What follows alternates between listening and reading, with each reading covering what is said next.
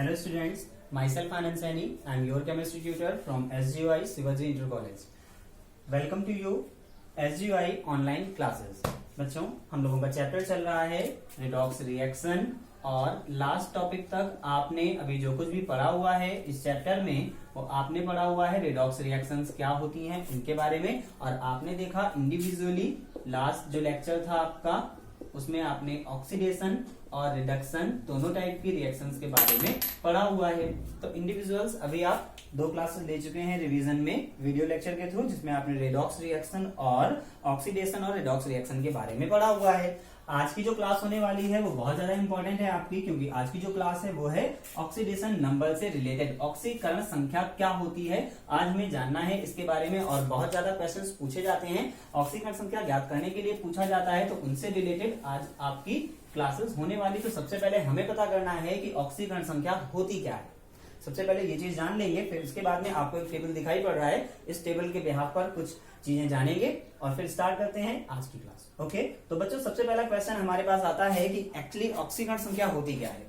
क्योंकि revision class है तो इस क्लास के बिहाफ पर आपको एटलीस्ट इतना हम समझ सकते हैं कि आपको पता है ऑक्सीकरण संख्या क्या है। हम लोग पहले भी डिस्कस कर चुके हैं, बट फिर भी रिवाइज करिएगा। आपसे कहा गया था ऑक्सीकरण संख्याएं क्या होती हैं, आपको बताया गया कि ऑक्सीकरण संख्याएं होती हैं ऐसी संख्याएं जो डायरेक्टली डिनोट करती हैं, प्रदर्शित करती हैं, बताती हैं किसी स्पीसीज पर। अब यहाँ पर जैसे आप देख रहे हो ये स्पीसीज टर्म मैंने यूज किया हुआ है। एक्चुअली स्पीसीज क्या है, तो स्पीसीज का मतलब है अणु भी हो सकता है, परमाणु भी हो सकता है। यानी किसी भी तत्व के बारे में जब आप बात करते हो तो अणु, परमाणु या आयन उसकी बात करते हैं तो कॉमनली हम लोग वर्ड यूज करते हैं क्या, स्पीसीज। तो किसी स्पीसीज पर जो कुल आवेश होता है, जो कुल चार्ज होता है ना, उसे हम लोग बोलते हैं उसकी ऑक्सीकरण संख्या। तो किसी तत्व पर या किसी अणु पर या किसी परमाणु पर उपस्थित कुल आवेश को उसकी ऑक्सीकरण संख्या कहा जाता है। तो ऑक्सीकरण संख्या जो ऑक्सीडेशन नंबर है वो डायरेक्टली रिसेंबल करता है, बताता है कि कितना आवेश है पर्टिकुलर स्पीसीज पर। ओके, तो ये तो एक जनरल सी डेफिनेशन हुई ऑक्सीकरण संख्या से रिलेटेड। आपको ये बात बताई गई कि एक्चुअली ऑक्सीकरण संख्या क्या है, तो आपको केवल इतना समझना है कि जो चार्ज होगा वो चार्ज आपका ऑक्सीडेशन नंबर होता है। तो चलिए आगे बढ़ते हैं, क्योंकि आपको ऑक्सीडेशन नंबर फाइंड करने के लिए बोला जाता है, ज्ञात करने के लिए बोला जाता है। तो आपसे क्या कहा जाता है, डायरेक्ट क्वेश्चन आता है। जैसे क्वेश्चन आपसे कहा जा रहा है कि KMnO4 है। अब इस KMnO4 में जो अंडरलाइन एलिमेंट है Mn अंडरलाइन है ना, इसकी आप ऑक्सीकरण संख्या ज्ञात कीजिए। ये सीधा सीधा क्वेश्चन आपसे ऐसे ही पूछा जाता है कि KMnO4 में Mn की ऑक्सीकरण संख्या ज्ञात कीजिए। तो आपने बहुत सारे रूल्स पढ़े हुए हैं, अभी मैं आपको रूल्स भी बताऊंगा, लेकिन आपको पता है वहां से अलग अलग हमें ऑक्सीडेशन नंबर्स की जरूरत पड़ती है। इनकी ऑक्सीकरण संख्या रखनी होती है, इनकी सबकी ऑक्सीकरण संख्या रख करके हम लोग, जैसे क्वेश्चन आपको बताया जाता है ऐसे +1 Mn ऑक्सीजन का -2 मल्टीप्लाइड बाई 4 इक्वल टू 0, और फिर आप इसे सॉल्व कर लेते हो तो आपका परफेक्ट आंसर आ जाता है ना। तो इसके बिहाफ पर आपको बात करनी है।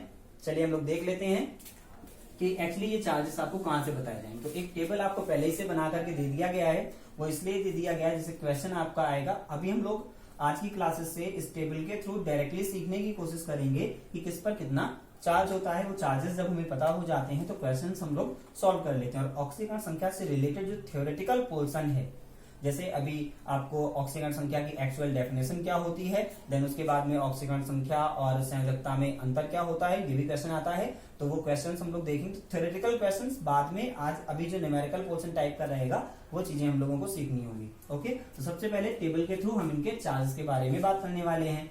तो देख लेते हैं क्या होगा। अच्छा, ये H हाइड्रोजन, जैसे आपको टेबल दिखाई पड़ रहा है, टेबल में कुछ टेबल में आपको दिख रहा है +1 है, कुछ का +2 है, कुछ का +3 है, +4 -3 -2, और -1 का टेबल नहीं बनाया हुआ है तो -1 का भी टेबल मैं आपको बनाकर दे दे रहा हूं। देन उसके बाद में आप देख लेंगे FCl-Bri हेलोजन एलिमेंट रहता है ना, साइनाइड होता है, HCO3 बाइकार्बोनेट रहता है। तो ऐसे और भी बहुत सारे रहते हैं, बाइसल्फाइट होता है, बाइसल्फेट होता है। इन पर भी चार्जेस क्या होता है, -1 होता है। और आप देखेंगे H2Cl2Br2, या फिर आपको मिलता है S8P4O3H2O NH3। ये जो मॉलिक्यूल्स हैं इनका कितना रहता है, 0 रहता है। तो एक एक पॉइंट वाइज हम लोग डिस्कस कर ले रहे हैं। सबसे पहला पॉइंट बहुत इजी सा है, आपको ये बात बतानी होती है कि जितनी भी क्षारीय धातुएं हैं, कौन से एलिमेंट, क्षारीय धातुएं, क्षारीय धातुएं मतलब फर्स्ट डे, प्रथम वर्ग की जितनी भी धातुएं होती हैं उन पर चार्ज कितना होता है, सबको पता है +1, तो इसलिए उनसे रिलेटेड आपको जितने मिलने वाले हैं वो सब चार्ज कितना हो जाता है उन पर +1। बेसिक पॉइंट है, बेसिक पॉइंट ये कि धातुओं पर चार्ज प्लस में होता है और अधातुओं पर चार्ज होता है नेगेटिव, माइनस वाला, तो जो जिस पर जैसा चार्ज वैसी उसकी ऑक्सीकरण संख्या, उसी के बेहाफ पर आपको याद रखना है, बट कॉमनली जो यूज होते हैं वो मैंने आपको लिख कर दिया हुआ है। तो क्षारीय धातुओं पर चार्ज +1, इसलिए ऑक्सीडेशन नंबर आपको मिल रहा है +1। और ऐसे ही इसके बाद का पॉइंट आता है क्षारीय मृदा धातुएं, तो उन पर चार्ज कौन सा, सेकेंडरी ग्रुप का रहता है ना, तो उन पर चार्ज कौन सा, +2। ऐसे जो थर्ड ए ग्रुप के एलिमेंट्स होते हैं उन पर चार्ज कौन सा, +3। फोर्थ ए के लिए +4। फिर इसके बाद फिफ्थ ग्रुप से जब हम स्टार्ट करते हैं तो चार्जेस आपके माइनस में स्टार्ट हो जाते हैं। अब इसके लिए आपको बेसिक पॉइंट ये बताया जा रहा है कि जैसे आप तत्व कोई भी है उसका इलेक्ट्रॉनिक कॉन्फ़िगरेशन कीजिए, आउटर मोस्ट सेल में अगर आपको इलेक्ट्रॉन मिल रहा है 1 2 3 4, ये बड़ा इंपॉर्टेंट सा पॉइंट है, काम की बात बता रहा हूं, बात आप ध्यान से सुन लीजिएगा।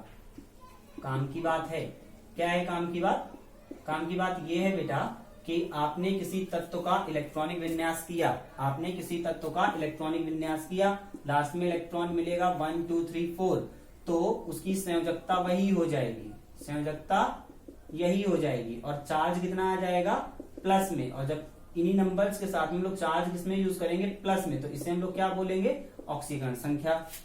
लेकिन जब आपको इलेक्ट्रॉनिक कॉन्फ़िगरेशन करने पर आउटर मोस्ट सेल में इलेक्ट्रॉन मिलेंगे 4 से ज्यादा, मतलब 5 6 7 8, इस तरीके से अगर आपको मिल रहा है, अब 8 तो नहीं मिलता है, अगर 8 मिलता है तो संयोजकता 0 हो जाती है, तो 8 को भी नहीं लिख रहे हैं।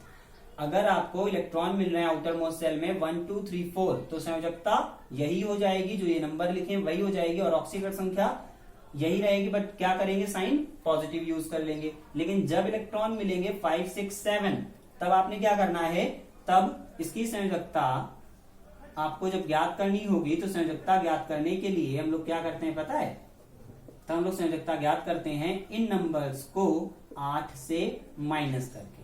8 से आपको घटाना है, 5 को आप माइनस करिएगा तो 3 आएगा, 2 आएगा, 1 आएगा, ऐसे आता है। और इनके साथ में आप साइन क्या यूज करोगे, नेगेटिव चिन्ह लगाएंगे माइनस का, और तब ये ऑक्सीकरण संख्या आ जाएगी माइनस में, ठीक है। देन इसके बाद में, तो ये तो आपको जनरल सा पॉइंट बताया गया है, ऐसे आपको ऑक्सीकरण संख्या निकाल लेनी है, वो आपको बात बता दी जाती है। तो फिर भी कुछ कॉमन है वो हम लोग देख ले रहे हैं, किसी की भी ऑक्सीकरण संख्या आप उस पॉइंट के ब्याह पर फाइंड कर लीजिएगा, ठीक है।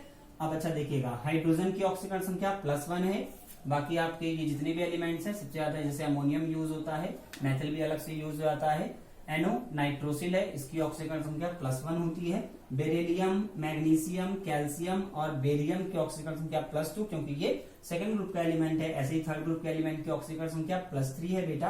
कार्बन, सिलिकॉन और जर्मेनियम की ऑक्सीकरण संख्या आपको +4 बताई जा रही है।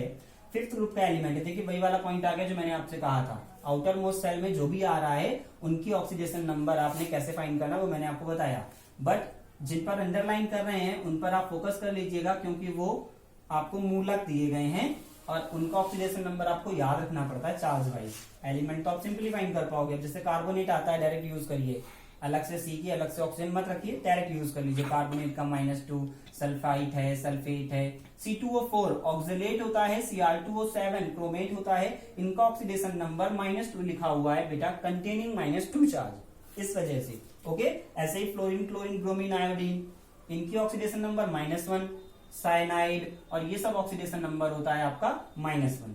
फिर लास्ट वाले टेबल पर अगर हम लोग देखते हैं तो लास्ट वाले टेबल में ये पॉइंट आपका आता है, जो तत्व मुक्त अवस्था में पाए जाते हैं उनकी ऑक्सीकरण संख्या 0 होती है, हाइड्रोजन, क्लोरीन, एसिड, फास्फोरस और ओजोन। लेकिन कुछ मॉलिक्यूल जैसे H2O है, NH3 है, इनकी भी 0 हो जाएगी। तो डायरेक्ट क्वेश्चन में आएगा, वैसे ही आपको फाइंड कर लेना होता है। Okay, thank you.